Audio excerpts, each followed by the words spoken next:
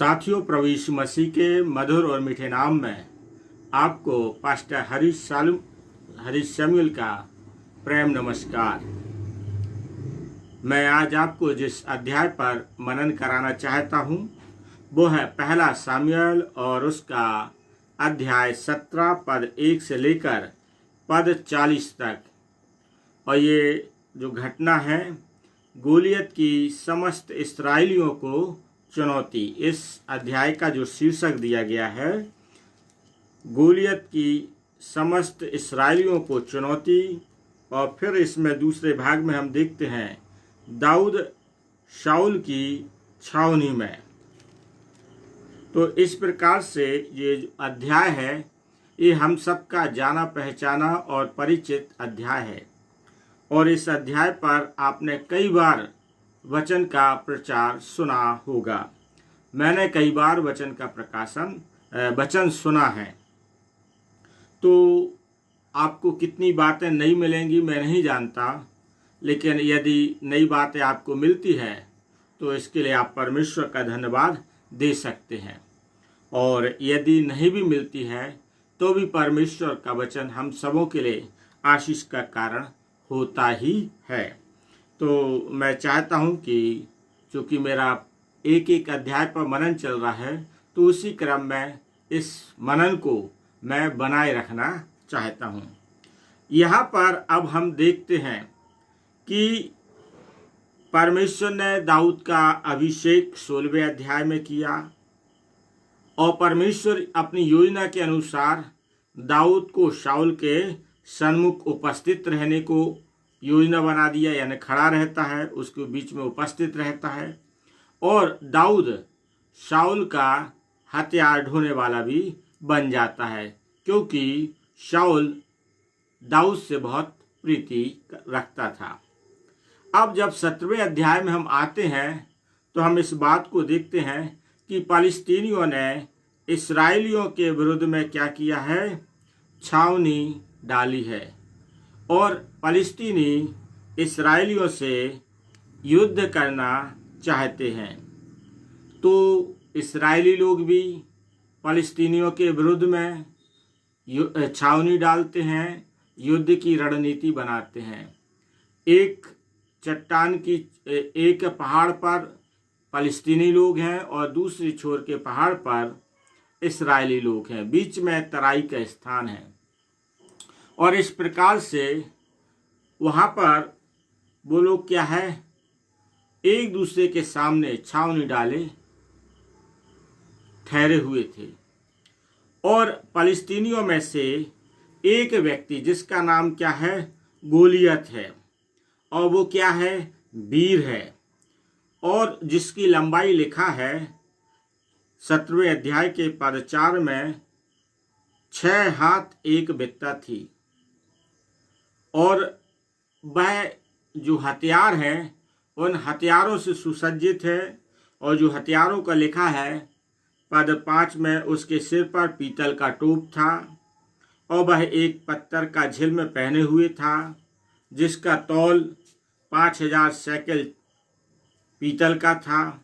उसकी टांगों पर पीतल के कवच थे, उसके कंधों के बीच बर्छी बनी थी, उसके भाले की जो छड़ थी जुलाहे के डोंगे के समान थी। और उस भाले का फल 600 शेकेल लोहे का था। और बड़ी ढाल लिए हुए एक जन उसके आगे आगे चला करता था।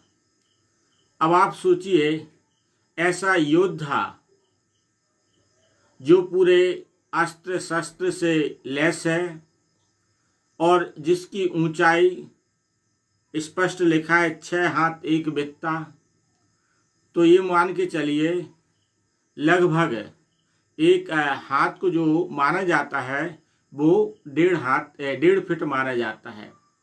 और 1 बित्ता को 6 इंच के समान माना जाता है। 6 इंच से ज़्यादा होता है, पर 1.5 के हिसाब से ये क्या है, लगभग 10 फीट का ये व्यक्ति होगा आज के नाप के हिसाब से।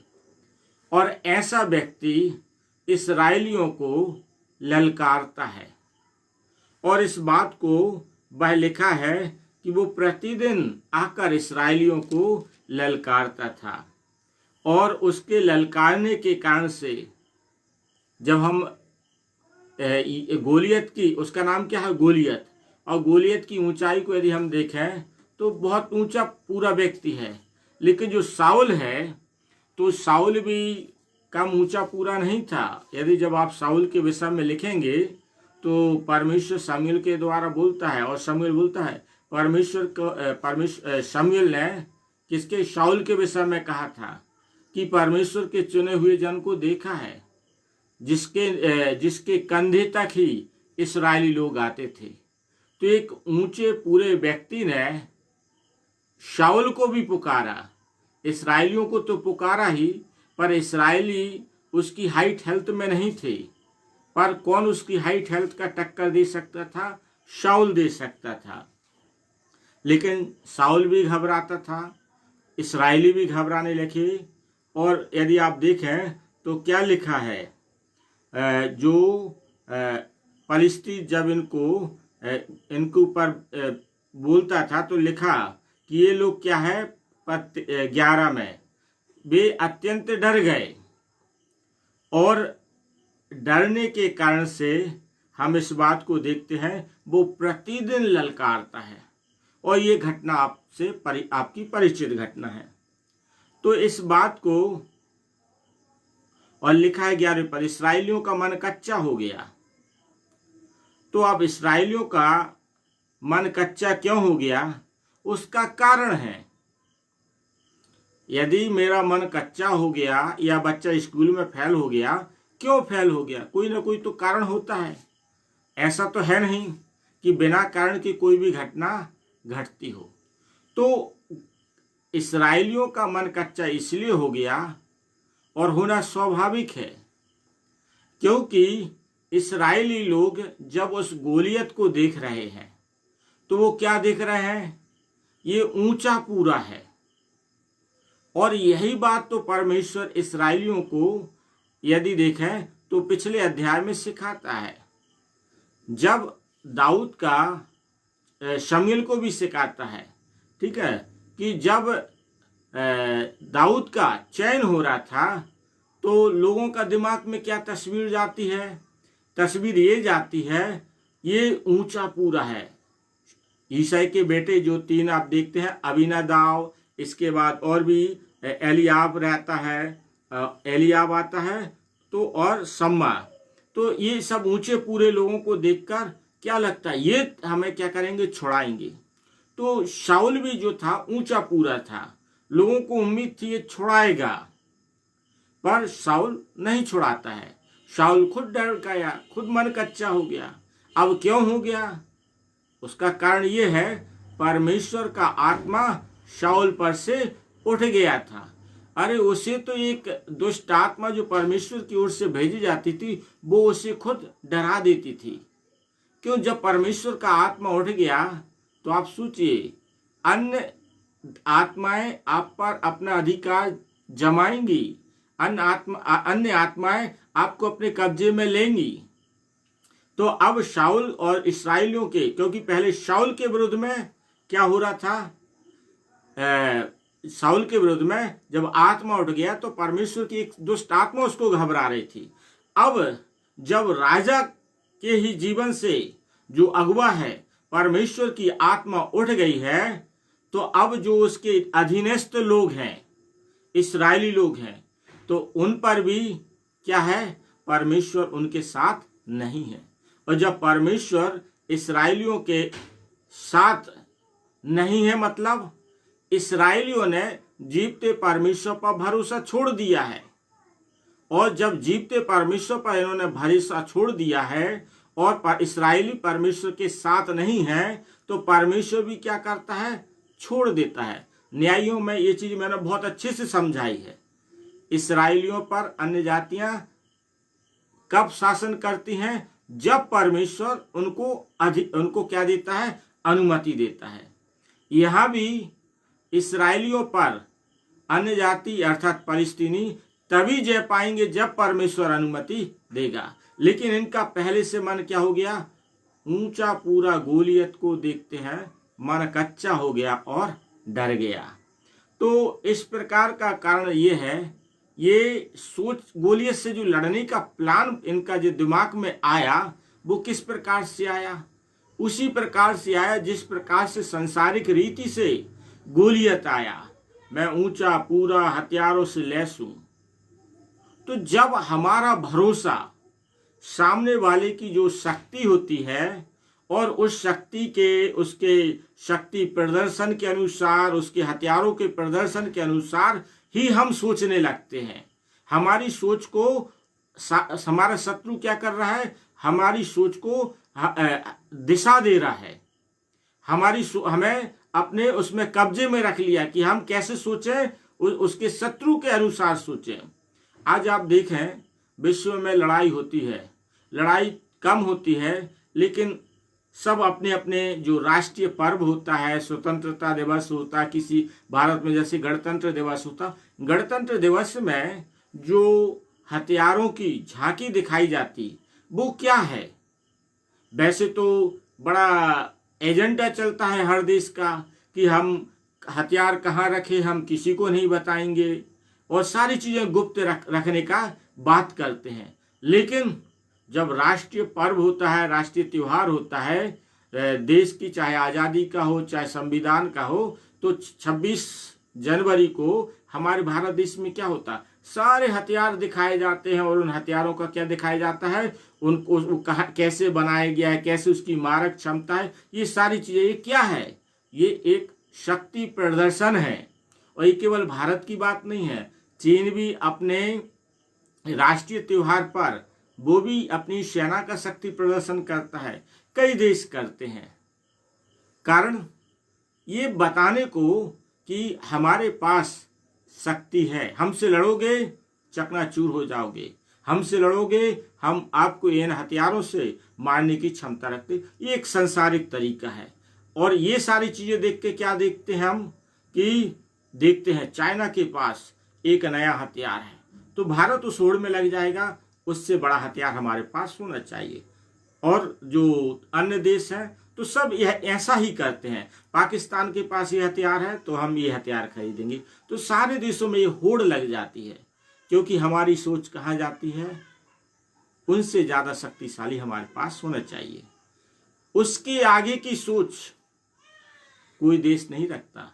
लेकिन जब आप इस्राएल देश का इतिहास पढ़ेंगे, इस्राएल देश अपनी शक्ति के लिए, अपनी योजना के लिए, अपनी रणनीति के लिए वो दूसरे की सोच पर निर्भर नहीं करता है। वो तो अपनी योजनाओं को जिस रीति से बनाता है कि लोग सोच नहीं पाते हैं। विश्व में छोटा सा देश, भारत में कहते हैं छत्तीसगढ़ के बराबर नहीं है इस्राएल देश, लेकिन वो देश इतना शक्तिशाली है कि कोई भी देश उससे लड़ने के लिए सोचता है। क्यों? हम जो परमेश्वर के लोग हैं, हमारी सोच, हमारी जो गतिविधियां हैं, हमें उनकी शक्ति प्रदर्शन से नहीं सोचना है। हमें इस बात को सोचना है कि हमारे साथ कौन खड़ा है? परमेश्वर है। और वो परमेश्वर है जो सामने वाले से कई गुना सामर्थ्य रखता है, शक्ति रखता है। और इन इस्राएलियों ने ऐसा नहीं है, देखा नहीं है। ये वो इस्राएली हैं जिन्होंने शाऊल के समय भी देखा कि कैसे परमेश्वर ने, जब मैं 13वें अध्याय का इसी शामिल का पढ़ा रहा था, 13वें और 14वें अध्याय में, तो 14वें अध्याय में आप पढ़ेंगे कि जब शाऊल इन्हीं फलिस्तीनियों से लड़ता है तो क्या देखते हैं? जो ये असंख्य समुद्र की रेत की बालू के समान जो अनेक फलिस्तीनी थे, जिनके पास 30,000 रथ थे और 6,000 सवार थे, ये क्या करते हैं? परमेश्वर इनके बीच में जो स्थिति पैदा कर देता है, वो खुद एक दूसरे को मार रहे थे। ये कराने वाला कौन है? परमेश्वर है। इस्राएली भूल गए। इस्राएली क्या देखते? गोलियत को देखते, उसकी ऊंचाई को देखते, उसकी झिलमे को देखते, उसके भाले को देखते हैं कि लोहे का है, पीतल का है, इतने वजन का है। ये चीज हमें और आपको समझना है। हम जीवते परमेश्वर के लोग हैं, हम सामान्य लोग नहीं हैं। एक भी यदि एक अच्छा मजबूत विश्वासी रहता है, परमेश्वर उसके द्वारा बड़े बड़े कार्य करता है, क्योंकि हमारा परमेश्वर जीवित परमेश्वर है, हमारा परमेश्वर सामर्थी परमेश्वर, और हमारा परमेश्वर के समान तो आपको कहीं मिलेगा नहीं। कभी किसी को मिले तो मैं कहता हूँ मेरे पास भेज देना। हर प्रकार की चुनौती को स्वीकार करने वाला परमेश्वर, आप कोई सी भी बात को आप उठा के देख लीजिए, हमारे पास वो परमेश्वर है जो प्रकृति पर अधिकार रखता है, आंधी को थमा देता है, लाल समुद्र को दो भागों में बांट देता है, वो आकाश से जब चाहे वर्षा होती है, जब चाहे रोक देता है। वो परमेश्वर है जो सूर्य को रोक देता है, चंद्रमा को रोक देता है। वो परमेश्वर है जो आकाश से पत्थर जैसे ओलों को गिरा देता है। हमारे पास वो परमेश्वर है जो प्रकृति जिसके नियंत्रण में है। जब प्रभु यीशु मसीह में थे, आंधी को थमा दिया, जल पर प्रभु यीशु मसीह चले। ये क्या है? प्रकृति पर उसका अधिकार है, मनुष्यों पर उसका अधिकार है। परमेश्वर मनुष्यों को उसके जीवन पर जो दुख, बीमारी, परेशानी, A to Z किसी भी प्रकार की समस्या व्यक्ति के जीवन में आती हो, बीमारी आती हो, यदि सच्चे हृदय से पुकारता है, परमेश्वर स्वर्ग से उसकी प्रार्थना को सुनकर उसके जीवन में आश्चर्य कर्म करने के लिए तैयार है। तो बहुत से उदाहरण आप बाइबल में देखिए। मैंने कभी बाहर से आपको उदाहरण देखने की जरूरत नहीं है, आप बाइबल में उदाहरण पढ़िए। मैं क्यों बोलता हूं कि बाइबल पढ़िए? बाइबल पढ़ने के लिए मैं बाइबल को चलाता हूं कि लोग प्रतिदिन एक अध्याय पढ़ें, ताकि परमेश्वर की सामर्थ को देख सके, परमेश्वर के आश्चर्य कर्म को देख सकें। हमें अन्य पुस्तकों को पढ़ने की जरूरत नहीं है, वो आप उसको अपने सुविधा अनुसार पढ़िए कि जो चीज की समझ में नहीं आ रहा व्याख्या उसको से, लेकिन आप अधिक से अधिक बाइबल को पढ़िए। बाइबल आपको वो भेद की बात बताएगा, वो सामर्थ की बात बताएगा। आपको कहीं जाने की जरूरत नहीं है। मैं इसीलिए जोर देता हूँ, बाइबल की ओर फिरो, बाइबल को पढ़िए। और जिस दिन आप बाइबल को बहुत पढ़ेंगे तो आप एक एक पद में परमेश्वर की सामर्थ्य देखेंगे। बाइबल का जो पहला पद है, आदि में परमेश्वर ने आकाश और पृथ्वी की सृष्टि, जो आदि में परमेश्वर ने आकाश और पृथ्वी को बनाया। ये पद को ही जब आप पढ़ेंगे ना, तो ये पद ही क्या करता है? परमेश्वर की, आदि में परमेश्वर ने आकाश और पृथ्वी की सृष्टि की। पहला सिंगल पद परमेश्वर की धमाकेदार एंट्री करता है कि हमारा परमेश्वर, जैसे ही बाइबल में शुरुआत होती है, स्पष्ट लिखा उसने आकाश और पृथ्वी की सृष्टि की। तो हमारा परमेश्वर क्या है? सामर्थी परमेश्वर है, असंभव को संभव करने वाला परमेश्वर है। और इन इस्राएलियों ने तो कई बार परमेश्वर की सामर्थ को देखा भी है। नहीं देखा है, पीढ़ी गुजर जाती है तो उन्होंने सुना होगा, क्योंकि परमेश्वर ने मूसा से बोला था लिख दे, और कि ये इस्राएली अपने आने वाली पीढ़ी को और बच्चों को उठते बैठते चलते फिरते बताए करें कि परमेश्वर इनके लिए कैसे कैसे सामर्थ के कार्य करता है। तो ये बात मुझे और आपको बहुत अच्छी रीति से समझना। और यहाँ पर क्या देखते हैं? इस्राएली लोग मन कच्चा हो गया और अत्यंत डर गए। केवल इस्राएली नहीं, शाऊल का भी मन कच्चा होता और डर गया। शाऊल का तो स्पष्ट है, परमेश्वर की आत्मा जब उठ गई तो एक दुष्ट आत्मा ही उसे डरा देती थी। फिर गोलियत ही था। लेकिन इनकी छावनी में दाऊद की एंट्री होती है। उस घटना को मैं नहीं बताऊंगा क्योंकि लंबा हो जाएगा। मैं मेन संदेश को बताना चाहता हूँ। दाऊद का जो पिता ईशै है वो उसे भेजता है कि जाओ देखाओ, तुम्हारे बड़े भाई हैं, जो तुम्हारे बड़े भाई एलियाब है, ठीक है, और इसके बाद शम्मा है, एक और भाई है। तो ये तीन भाई ये क्या करते हैं? शाऊल की सेना में हैं और ये लड़ने आते हैं। अब शाऊल की सेना में क्यों है? उसका कारण है, परमेश्वर ने बताया था इस्राएलियों को तुमने राजा चुना है। अब वो क्या करेगा? तुम्हारे अच्छे अच्छे लोगों को अपनी सेना में भर्ती करेगा, अपने घर के, तुम्हारी महिलाओं को घर के काम कराएगा। तो शाऊल ने ये काम किया और करवाया।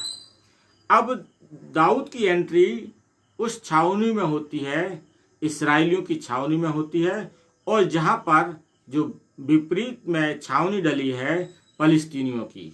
और जब वो उस छावनी में गया तो वो क्या देखता है? एक फलिस्तीनी जिसका नाम गोलियत है, वो क्या कर रहा है? परमेश्वर के लोगों को या इस्राएली लोगों को ललकार रहा है।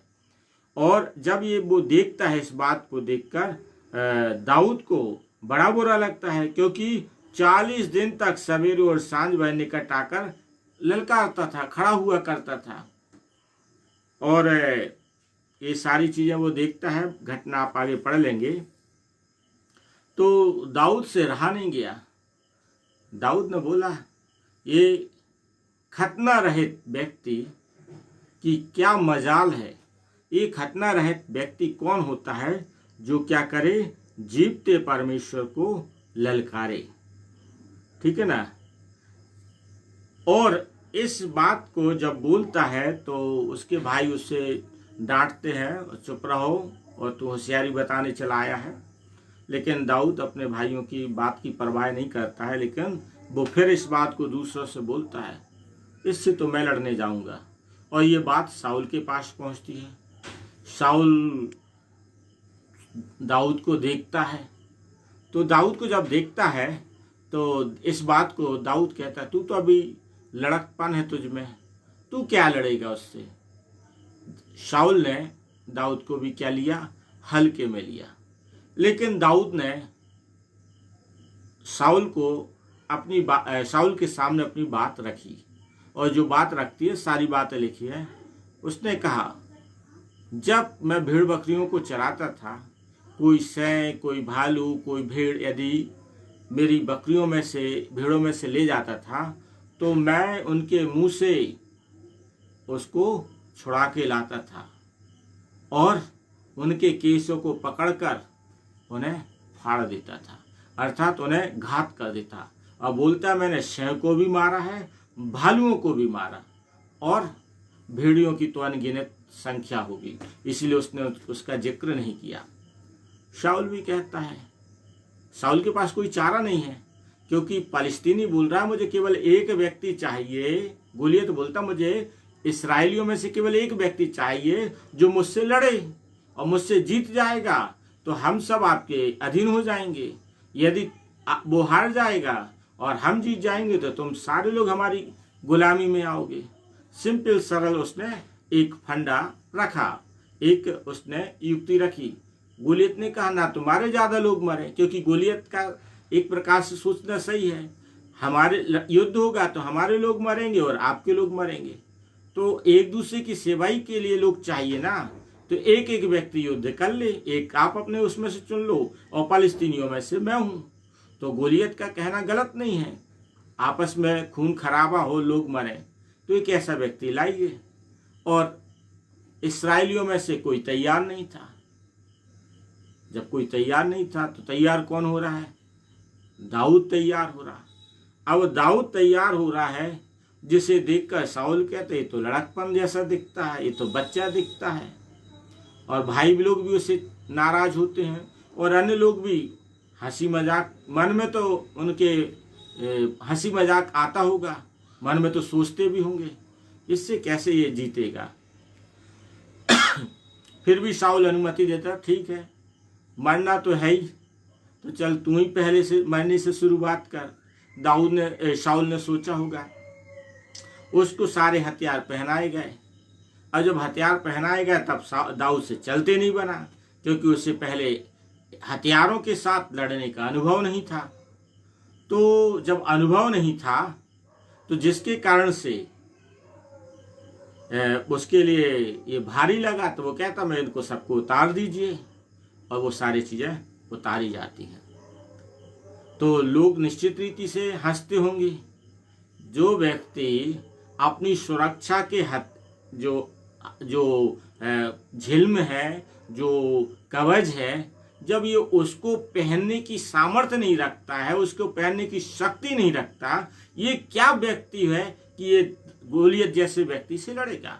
लोगों के मन में बात आ सकती है, मेरे भी मन में बात आ सकती थी यदि मैं उस समय होता।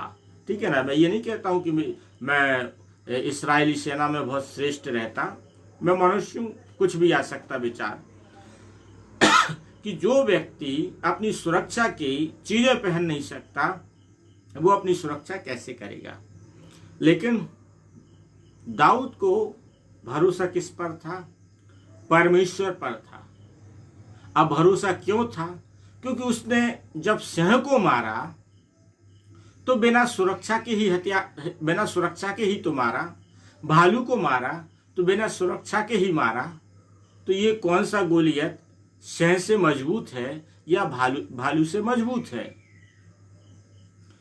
तो उसे विश्वास था कि जो मैं सिंह से लड़ता हूं, भालू से लड़ता हूं, मैं तो एक माध्यम हूं, पर मैं जीतता इसलिए हूं क्योंकि परमेश्वर की आत्मा मुझ पर उतरती है। और परमेश्वर की आत्मा जब बल से उतरती है तो चाहे वो सिंह हो, चाहे वो भालू हो, उसके लिए तो सामान्य बात है मारना। अब दाऊद पर भी परमेश्वर की आत्मा ठहरी हुई थी। जब परमेश्वर की आत्मा ठहरी थी तो उसने इस बात को चुनौती के साथ बोला था, ये तू कौन होता है, तू जो जीवते परमेश्वर की सेना को ललकारे और उससे लड़ने की। ये हम आगे बात देखते हैं। और वो गोफल लेता है और 5 पत्थर। तो 40 पद तक में ये चीज हमें देखने को मिलती है। आगे हम इसको आगे देखेंगे कि गोलियत ने कैसे मारा। तो जो संदेश हमें समझना है, हमारा भरोसा दाऊद के समान होना चाहिए। पहले हम किनका भरोसा देखते हैं? इस्राएली और शाऊल का भरोसा क्या था? इन्होंने जीवते परमेश्वर की सामर्थ को नहीं पहचाना। ये क्या देखते हैं? गोलियत सामर्थवान है। लेकिन दाऊद क्या देखता है? ये कौन होता है जो जीवते परमेश्वर को ललकारे? अर्थात दाऊद ने क्या देखा? अपने परमेश्वर की सामर्थ को देखा और उस सामर्थ को उसने देखा, स्वीकार किया और उस पर भरोसा करते हुए गोलियत से लड़ने की बात करता है। एक गीत बहुत अच्छा गाया जाता है, मुश्किलों से कह दो, है एक गीत है इस टाइप का, मैं बहुत अच्छे से याद नहीं कर पा रहा हूँ। है मुश्किलों से कह दो है कि मुश्किलें मेरे लिए बड़ी नहीं है, पर मेरा खुदा मुश्किलों से बड़ा है। तो हमारी दृष्टि वैसी जाना चाहिए जैसी दाऊद की गई। हमारा खुदा गोलियत से बड़ा है। हमारा खुदा गोलियत की जो कंधे पर क्या है भाला टंगा था उससे बड़ा है। हमारा परमेश्वर गोलियत की हाइट तो मात्र कितनी लिखी है? 6 हाथ 1 बित्ता है। हमारा परमेश्वर जिसके विषय में कहा जाता है स्वर्ग उसका सिंहासन और पृथ्वी उसके पांव रखने की चौकी है। तो ये तो कैसे नापोगे परमेश्वर की ऊंचाई को? उससे गोलियत से बड़ा है। हमारा परमेश्वर गोलियत की हर ढाल से, हर एक कवच से बड़ा है। ये किसने देखा? दाऊद ने देखा। और दाऊद फिर आगे देखते हैं, आगे कल देखेंगे कि वो गोलियत से लड़ता है। बाकी सारे इस्राएली और शाऊल ने क्या देखा? गोलियत की ऊंचाई देखी। ये तो 10 फीट का ऊंचा व्यक्ति है। इसके जो भाला है जुलाहे के डोंगे के समान लंबा चौड़ा, हम उसके पास जाएंगे तो दूर से ही हमें मार देगा। प्रियो, हमें अपने जीवन में समस्या को बड़ा नहीं समझना है। हमें अपने जीवन को, कोई भी तकलीफ को बड़ा नहीं समझना है। हमें अपनी घटी को बड़ा नहीं समझना है। हमें इसके विपरीत हमें इस बात को समझना, हमारा परमेश्वर इन सब से बड़ा है और वो हमारी सहायता करेगा। पर आपको भरोसा दाऊद के समान रखना पड़ेगा तो आप जीतेंगे। और शाऊल के समान और इस्राएलियों के समान रखेंगे तो वो क्या है, मन कच्चा करता रहेगा और अत्यंत डराता रहेगा। तो चुनाव आपके ऊपर है। आप अपना भरोसा शाऊल और इस्राएलियों के समान कि दाऊद के समान रखते हैं। परमेश्वर अपने वचन के द्वारा मुझे और आपको आशीषित करे। आइए छोटी सी प्रार्थना करेंगे। हमारे परम पवित्र सामर्थी परमेश्वर यहोवा, प्रभु यीशु नासरी के नाम से एक बार फिर आपके चरणों के करीब आते हैं। धन्यवाद देते जीवन की तमाम आशीषों के लिए जो आपने हम सबों को प्रदान की है। प्रभु, हम प्रार्थना करते हैं हमारे प्रिय लोगों के लिए जो फेसबुक पर प्रभु संदेश को सुनते हैं और जो बाद में सुनते हैं। हमारे सारे प्रिय लोगों को आप आशीषित कीजिए। हमारे प्रिय लोगों के जीवन में कोई भी समस्या यदि गोलियत के समान क्यों ना हो, यीशु नासरी के नाम से जाने पाए और हमारे प्रिय लोग यीशु नासरी के नाम से जय पाकर आपका धन्यवाद देने वाले और बड़ाई करने वाले बन सके। ऐसा अनुग्रह हमारे इन प्रिय लोगों पर प्रदान कीजिए। सारी बातों में आपको महिमा देते हुए प्रार्थना प्रभु यीशु नासरी के नाम से मांगते हैं। आमीन, आमीन, आमीन। परमेश्वर आप सबको आशीष दे। धन्यवाद।